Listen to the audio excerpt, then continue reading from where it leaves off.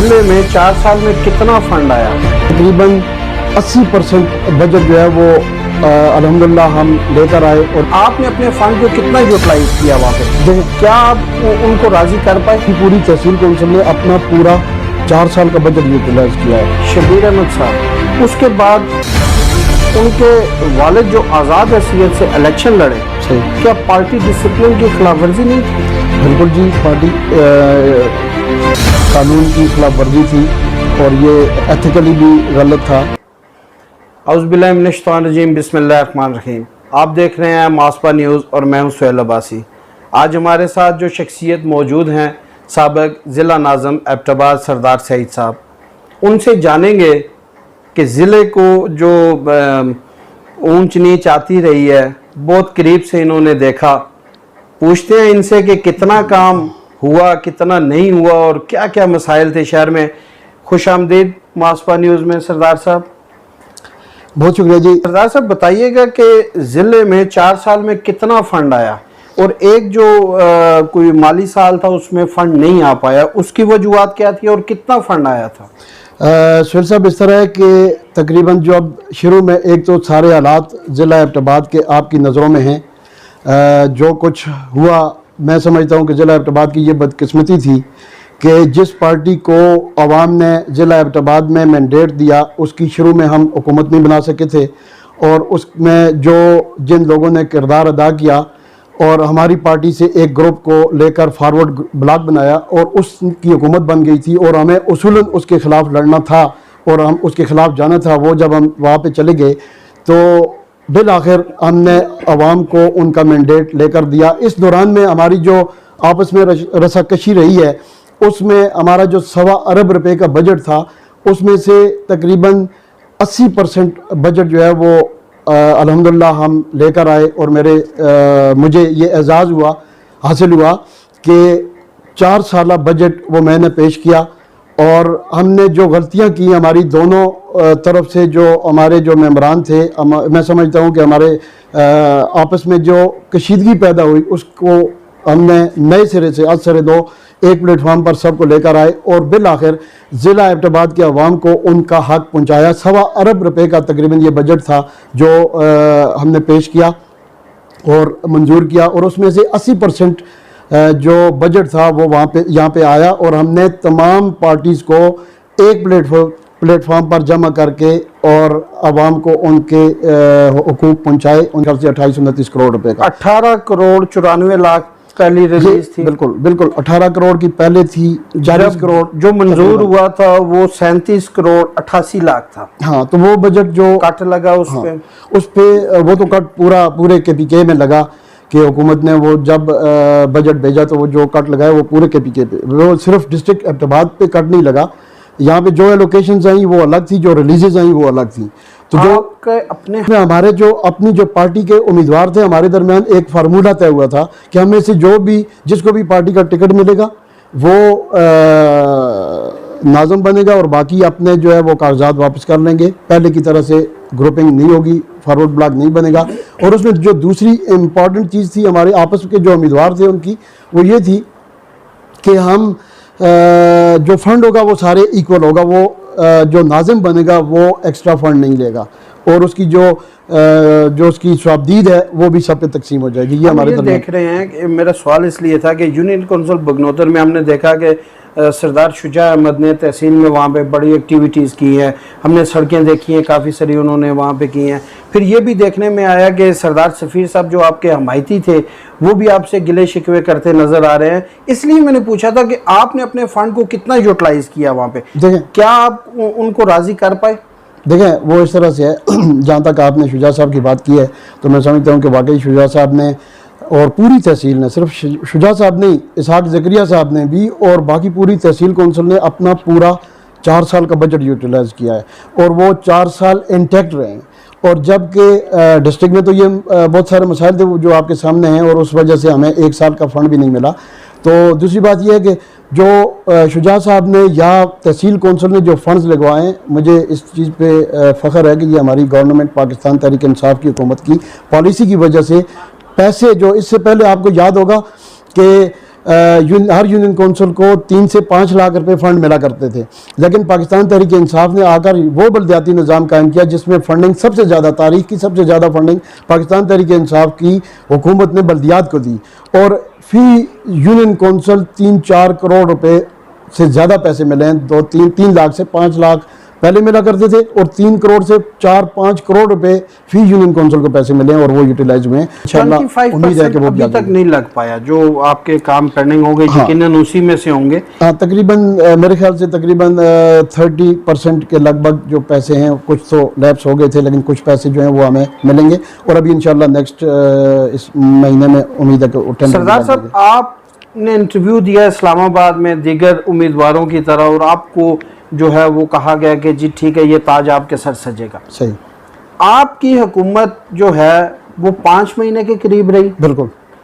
आपको क्यों हटा दिया गया?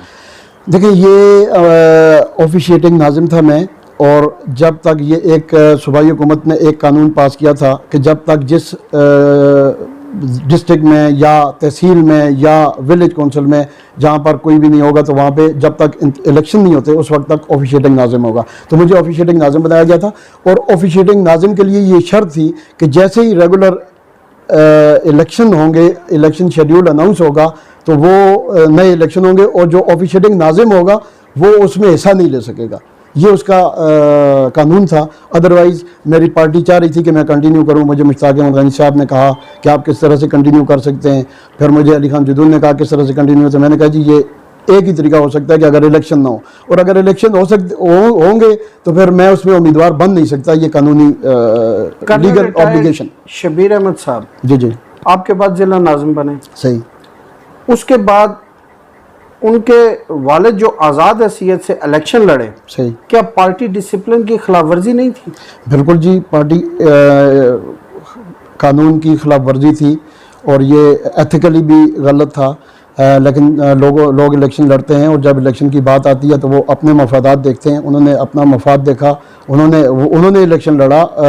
सूबे में सरदार अजीज़ साहब ने इलेक्शन लड़ा, जिनको टिकट नहीं मिला, जिनको पार्टी से फारिग कर दिया गया था, तो ये उन्होंने लड़ा। लेकिन बाद में चूंकि पार्टी इस तरह के फैसले करती रहती हैं, और उन्होंने अपनी मैं समझता हूँ कि इन सब लोगों ने जिन्होंने गलतियां की, उन्होंने रिटन माफीनामे दिए। पार्टी को नुकसान नहीं हुआ इन दोनों शख्सियत के? बिल्कुल नुकसान हुआ जी, बिल्कुल। हम सूबाई की सीट भी हारे, कौमी की की वजह से। हम सरदार यकूब साहब हमारे बुजुर्ग हैं, उनके इलेक्शन लड़ने की वजह से हम कौमी असम्बली की सीट हारे, और चूँकि उन्होंने 30,000 से ज़ायद वोट लिए, और तकरीबन हम जो है वो 10-12 हज़ार की वोट से जो है अली असगर साहब हारे हैं, लूज़ किया हमने सीट। और दूसरी सीट जो है वो 22,000 सरदार अजीज़ साहब ने वोट लिए, और 29,000 वोट जो हैं वो सरदार वकार नबी खुदा उनको बख्शे उन्होंने लिए। और अगर सरदार अजीज़ साहब इलेक्शन न लड़ते तो वो सीट भी हमारी कन्फर्म थी। क्या आप समझते हैं कि उनको दोबारा वापस आना चाहिए? किन की बात कर रहे हैं? एक तो आ चुके हैं, दो सरदार अदरीस साहब और सरदार यकूब साहब की बात। लेकिन सरदार यकूब साहब तो तकरीबन मेरे ख्याल से आ चुके हैं, जबकि कर्नल शबीर साहब पार्टी में वापस आए, और उन्होंने अपनी गलती का इजाला किया, और मीडिया में उन्होंने माजरत की। आपने मीडिया में उनकी उस वक्त बात सुनी होगी, स्पीच। आप नहीं समझते कि इस तरह अगर आप वापस करेंगे तो और बहुत से जो हैं वो इस तरह दोबारा कर सकते हैं? बिल्कुल, आपने ठीक कहा है। बल्कि हमारी पाकिस्तान तहरीक इंसाफ का तो ये मोटो बन गया है कि जो लोग गलतियां करें, जब तक वो गलती नहीं करेंगे, जब गलती करेंगे तो वो जिला नाज़िम बन जाएंगे, और गलती नहीं करेंगे तो उनको पार्टी में कोई इज्जत नहीं दी जाएगी। ये गलत मैं समझता हूँ रवाज है। सरदार साजिद अली के भाई रजब अली अब्बासी भी इलेक्शन लड़े थे आज़ाद हैसियत से। बिल्कुल, रजब अली अब्बासी लड़े हैं। इसी तरीके से वो यही बात थी कि कर्नल शबीर साहब नहीं लड़े, उनके वालिद साहब लड़े, और साजिद अली अब्बासी साहब खुद नहीं लड़े, उनके भाई रजब अली अब्बासी लड़े हैं। और मैं समझता हूँ कि वो भी पार्टी में अगर आ जाएं तो कोई मसला नहीं है। जब बाकी लोग आ रहे थे, सरदार बहादुर ने किया था, सही बात है, वो भी वापस आ सकते हैं। बिल्कुल, सरदार शेर बहादुर साहब भी आ सकते हैं अगर पार्टी में वो पार्टी के इस वक्त वो क्लियर कट जो है वो पार्टी के खिलाफ जा रहे हैं। लेकिन अगर वो पार्टी में कोई बात हो, कोई बात मानने को तैयार हो, कोई शराइत होती हैं मेरे ख्याल से क्लियर कट। एक तो रिटन जो लोग, जिन लोगों ने, जो हमारे तहसील मेंबरान, ज़िला मेंबरान थे और उन्होंने दूसरी पार्टी का, अपनी पार्टी के अलावा दूसरों को सपोर्ट किया जनरल इलेक्शन में, उन्होंने रिटन माफीनामे दिए हैं। कोई एक मेगा प्रोजेक्ट, कोई ऐसा तरक्याती काम जो ज़िला हुकूमत में आपने या कर्नल साहब ने बगनोतर से लेके एबटाबाद तक किया हो? देखिए, ये एक स्पेसिफिकली तो मैं आपको कोई इस तरह की बात नहीं बता सकता कि हमने इस तरह का कोई मेगा प्रोजेक्ट असल में डिस्ट्रिक्ट लेवल के नहीं होते, वो सूबे या नेशनल लेवल के जो गवर्नमेंट्स होती हैं वो बनाती हैं।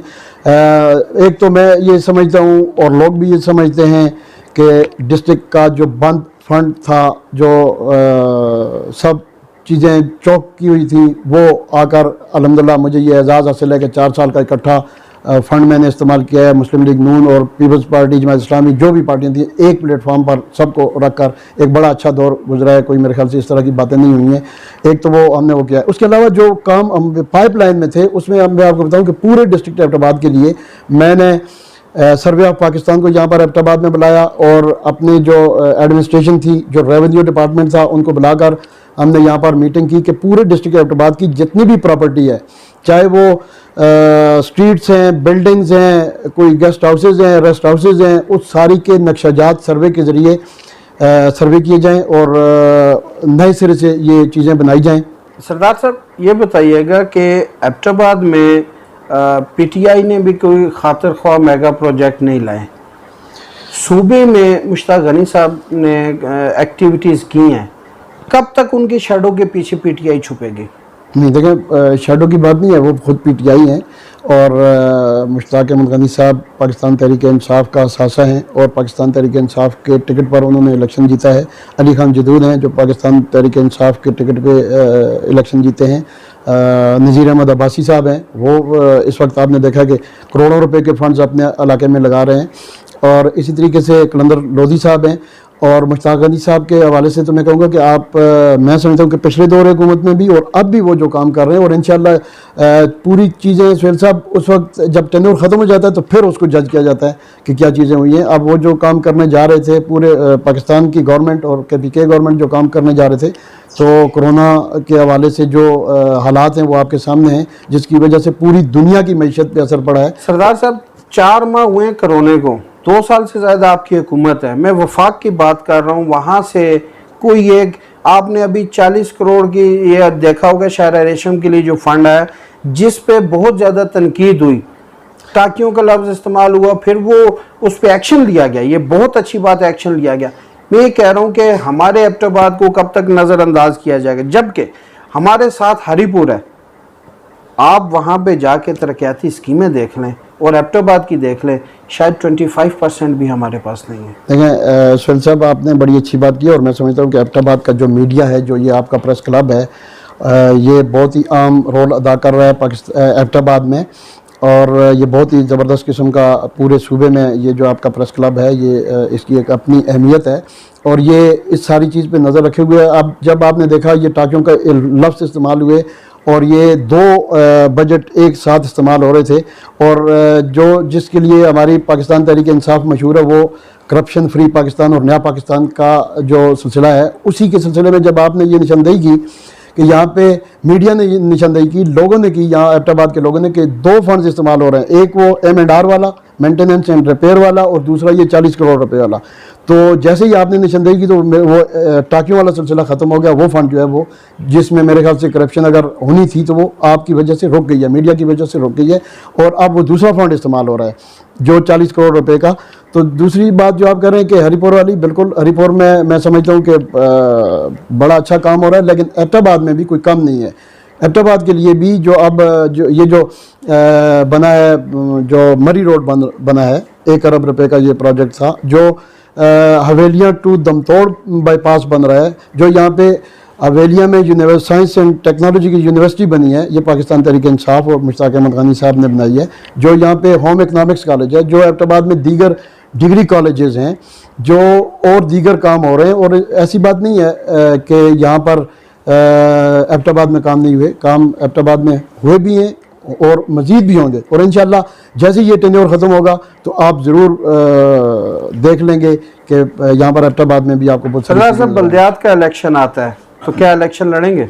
इंशाल्लाह जी, मैं बल्दियात के इस वक्त जो सिस्टम लॉन्च हो रहा है वो उसमें डिस्ट्रिक्ट नहीं है, उसमें तहसील कौंसिल होगी और तहसील का इस वक्त जो प्रपोज्ड सिस्टम है उसमें तहसील नाज़म डायरेक्ट वोट लेकर आएगा, और मैं इंशाल्लाह अपनी पार्टी का उम्मीद है कि इंशाल्लाह मैं टिकट के लिए एप्लीकेशन भी दूंगा और उसके लिए मैं लॉबिंग भी करूंगा, और इंशाल्लाह उम्मीद है कि मुझे टिकट भी मिलेगा, और अगर टिकट मिला तो इंशाल्लाह ज़रूर मैं इलेक्शन कंटेस्ट करूंगा। बहुत शुक्रिया सरदार साहब। आज हमारे साथ सरदार सईद साहब मौजूद थे, साबिक ज़िला नाज़म। बहुत सख्त बातें भी हुई इनसे और सच्ची बातें की हैं इन्होंने, जहाँ पे काम हुए उनकी निशानदेही भी की, और चाहे वो मुखालिफ ने करवाए हों। इंशाअल्लाह अगले प्रोग्राम में हाज़िर होंगे। अल्लाह हाफिज़।